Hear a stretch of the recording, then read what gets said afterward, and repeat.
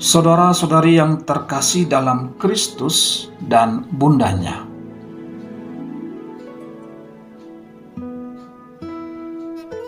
pada kesempatan ini saya ingin berbicara tentang Maria Mater Dolorosa, Bunda berduka cita.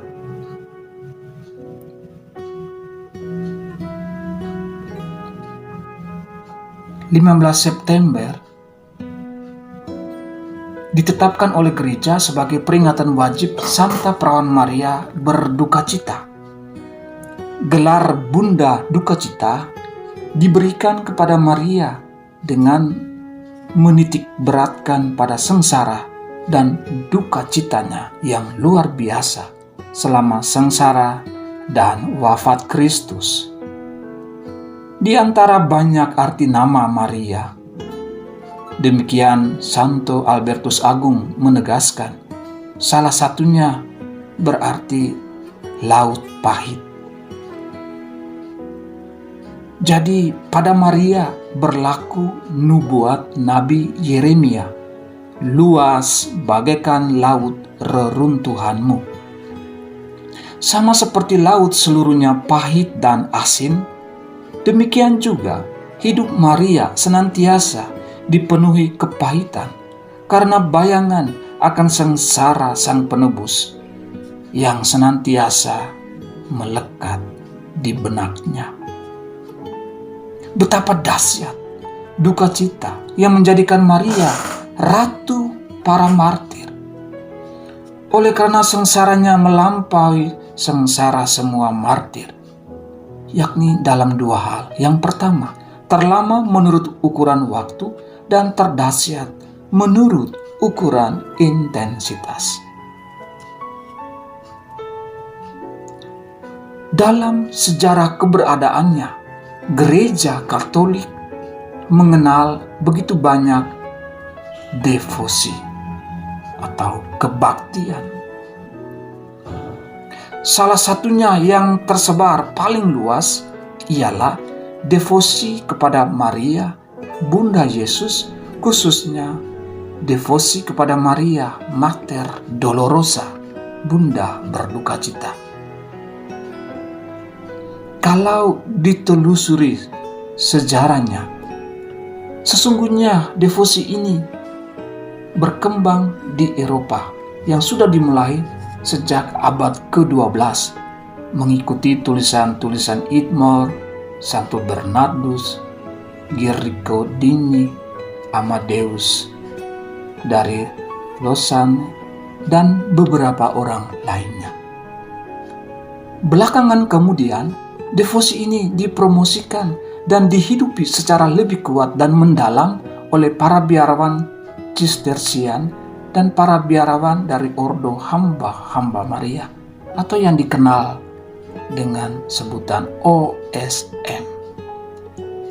Pada abad ke-13, devosi ini diekspresikan atau diungkapkan dalam aneka hidup keagamaan dan terungkap pula dalam berbagai macam wujud kesenian, miniatur, fresko, yaitu teknik melukis pada dinding dengan menimpakan pigmen pada plaster dinding yang baru dilapisi.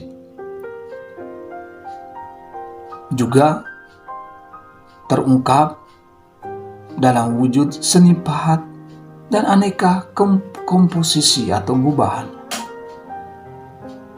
Salah satu komposisi yang paling terkenal ialah Stabat Mater, yang dalam varian ritmenya dihubungkan dengan Jacopene da Todi. Devosi kepada Maria Mater Dolorosa sebetulnya merupakan suatu bentuk penghormatan yang paling menarik minat atau perhatian umat Kristiani. Di dalam devosi ini, setiap orang merasa dekat dengan penderitaannya sendiri dan merasa begitu dekat pula dengan penderitaan bunda yang berduka cita itu. Itulah sebabnya biasanya orang-orang Kristiani menempatkan gambar Maria yang berduka cita entah di sudut-sudut jalan kota, di kapel, dan bahkan di dalam rumah mereka sendiri.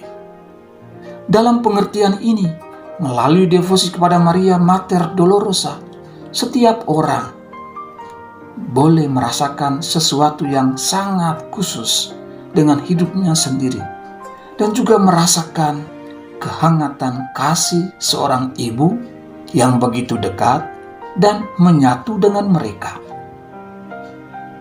Dengan demikian, dapat dikatakan bahwa sesungguhnya Maria adalah bunda yang tetap dekat dengan putra-putrinya pada saat pencobaan.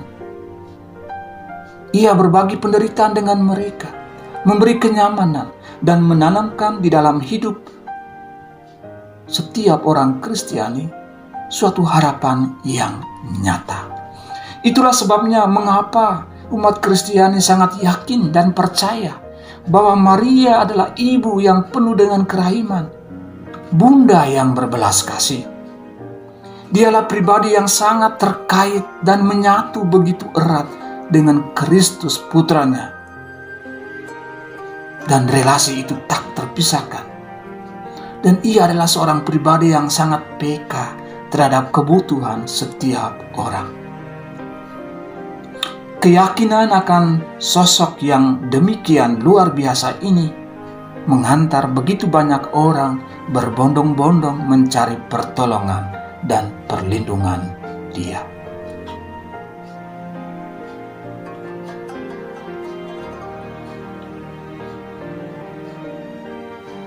Merayakan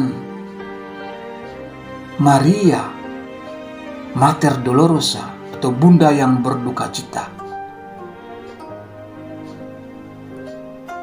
sebetulnya merayakan suatu peringatan akan seorang pribadi yang mengalami penderitaan yang sangat dahsyat.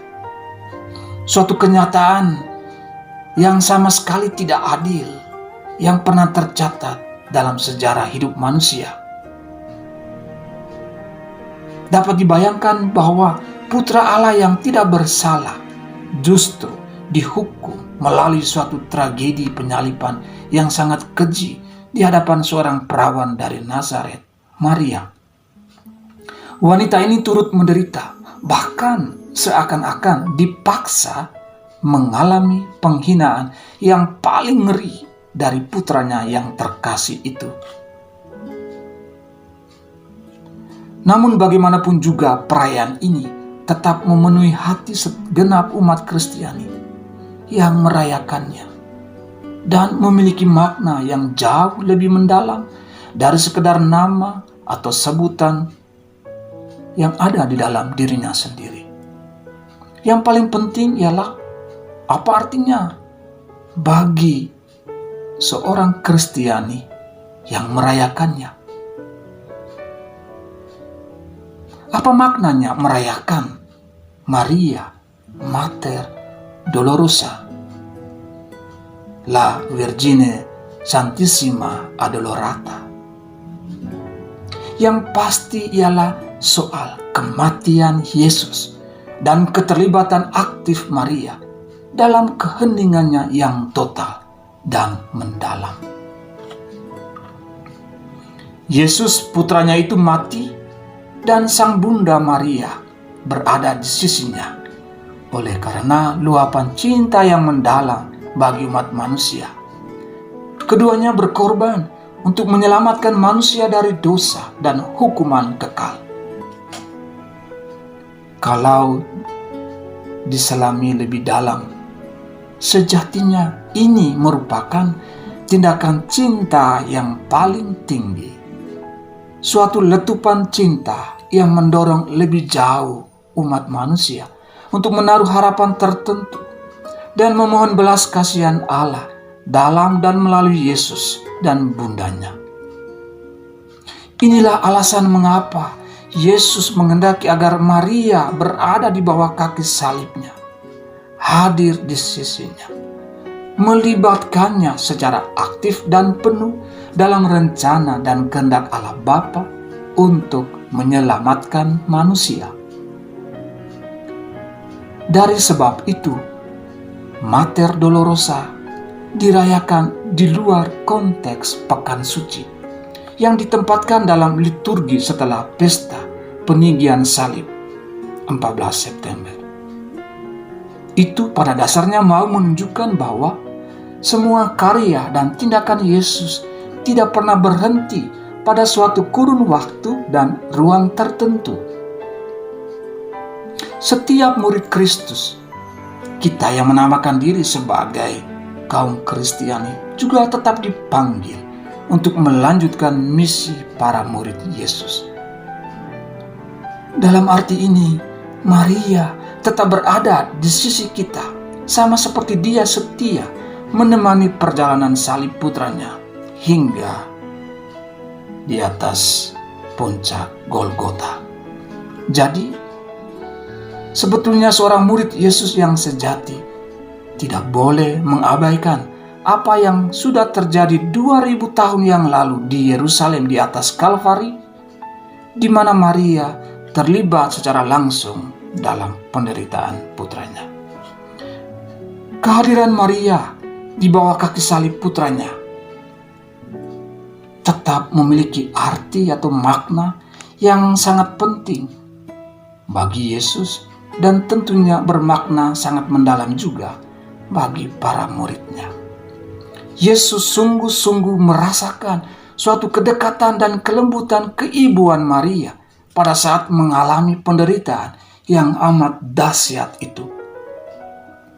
Kehadiran seorang ibu yang demikian mengandung arti yang sangat mendalam bagi kita para pengikutnya. Sebab persis di bawah kaki salib itulah Yesus menyerahkan atau mempersembahkan ibunya kepada murid yang dikasihinya. Dia yang menjadi wakil bagi semua murid Kristus yang rindu untuk mencari dan menemukan keselamatan abadi. Ibu, inilah anakmu. Dan sejak saat itu, murid itu menerima dia di dalam rumahnya. Yohanes bab 19 ayat 27. Sebetulnya apa yang terjadi di Kalvari, jikalau kita sendiri menyukainya, itu merupakan suatu cara atau jalan yang ditempuh Tuhan sendiri demi membebaskan, mengeluarkan manusia dari isolasi moral, kejahatan, dan kelambanan serta kedegilan hatinya. Di bawah salib inilah Maria yang dijadikan sebagai teladan dan model hidup beriman yang benar di tengah segala kesulitan. Ia berduka bagi sang putra yang sedang menghadapi ajalnya, dan dia menderita bagi kematian anak-anak yang meninggal karena dosa. Justru disitulah ia membuka suatu misi baru untuk berada dekat dengan manusia. Misi yang diembannya ialah menjaga dan melindungi serta membawa mereka agar mampu mengenali karya para muridnya, karya dan tindakan gereja dengan hati seorang ibu yang mencari kebaikan bagi anak-anaknya. Di bawah kaki salib, di samping Maria, setiap orang Kristiani dipanggil secara bersama untuk menyaksikan sebuah pentasan atau teater kasih ilahi bagi dunia. Oleh karena itu, merayakan atau mengenangkan Maria yang berduka cita, Mater Dolorosa, pada hakikatnya membuat seseorang mengenali betapa dalamnya kasih Allah bagi dunia. Di bawah salibnya, kita semua juga merasakan betapa tingginya cinta kasih Sang Bapa dengan mengorbankan putranya dan melibatkan Maria di dalam rencana agung itu. Itulah sebabnya mengapa di tengah duka cita atau penderitaan, kesusahan ataupun kesulitan, setiap orang Kristiani dipanggil untuk lebih banyak mau belajar dari Maria, seorang tokoh, seorang model, panutan dalam menyatukan penderitaan pribadinya dengan penderitaan putranya yang terkasih. Inilah alasan sederhana mengapa orang Kristen dipanggil untuk mau merayakan hidup dan bersuka cita di tengah-tengah penderitaan dan salib-salib yang dihadapinya setiap hari. Sebab di dalam Maria, Allah menunjukkan solidaritasnya yang sangat besar dan cintanya yang begitu dalam bagi manusia yang malang dan berdosa. Kehadiran Maria, Mater Dolorosa, sesungguhnya menjadi simbol solidaritas pada sang putra yang mati di kayu salib, dan simbol solidaritas bagi semua putra-putrinya yang memerlukan Yesus. Dari pihak kita, sebagai umat beriman Kristiani, mendekati Bunda yang berduka cita ini menjadi sebuah isyarat kasih sayang dan tanda kedekatan, kehangatan dengannya sebagai seorang ibu yang sedang menderita karena kehilangan sang putra. Namun di atas semuanya itu, sesungguhnya ini mengungkapkan suatu permintaan agar Maria tetap menemani kita sebagai seorang ibu dalam mendekati Kristus untuk mendapatkan belas kasihan dan pengampunan dari Tuhan. Sebab Dia adalah jalan dan sarana yang hidup untuk berjumpa dan berada bersama putranya, per Maria ad Jesum. Dalam perspektif kristologis, sesungguhnya kehadiran Maria yang demikian patut diperhitungkan, sebab dia memiliki peran yang unik dan tak tergantikan. Perannya itu secara biblis dapat dibuktikan dan secara historis dapat diverifikasi. Perannya itu secara sangat bagus dijelaskan pula oleh konsili dalam dokumen konstitusi dogmatisnya Lumen Gentium bab 8 artikel 61. Di sana dikatakan bahwa Maria menjadi bunda penebus ilahi yang mulia, secara sangat istimewa mendampinginya dengan murah hati dan menjadi hamba Tuhan yang rendah hati dan berada dalam tata rahmat. Dia menjadi bunda kita.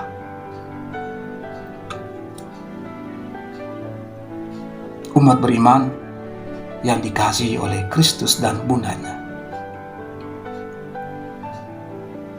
belajar pada Maria, Mater Dolorosa, bunda yang berduka cita, itu artinya belajar mengalami persatuan secara intens, secara utuh dan total dengan Kristus putranya.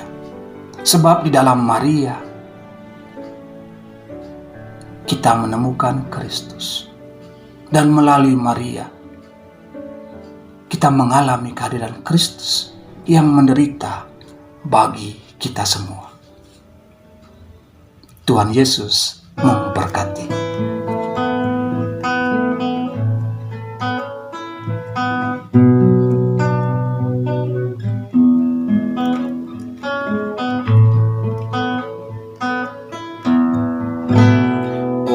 Maria bundaku, padamu ku bersujud, kau wanita pilihan Allah. Rahmat Allah kau terima, kau kandung Allah Putra, penebus umat manusia.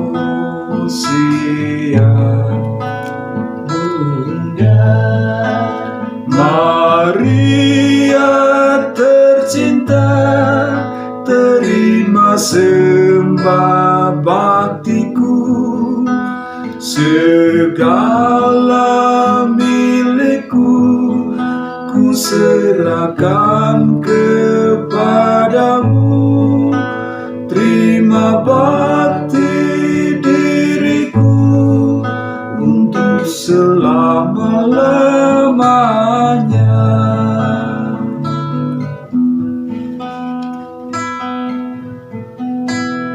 Di Golgota kau terima tugas amat mulia, jadi bunda gereja Tuhan.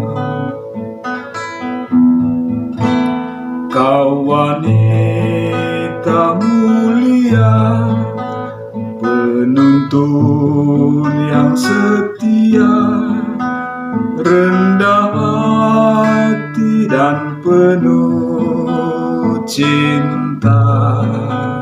Bunda Maria tercinta, terima sembah baktiku, segala milikku ku serahkan kepadamu. Terima bakti diriku untuk selama-lamanya.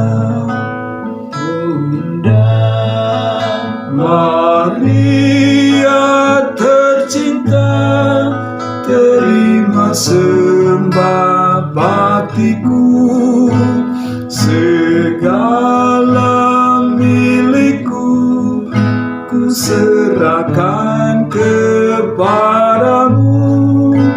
Terima bakti diriku untuk selama-lamanya.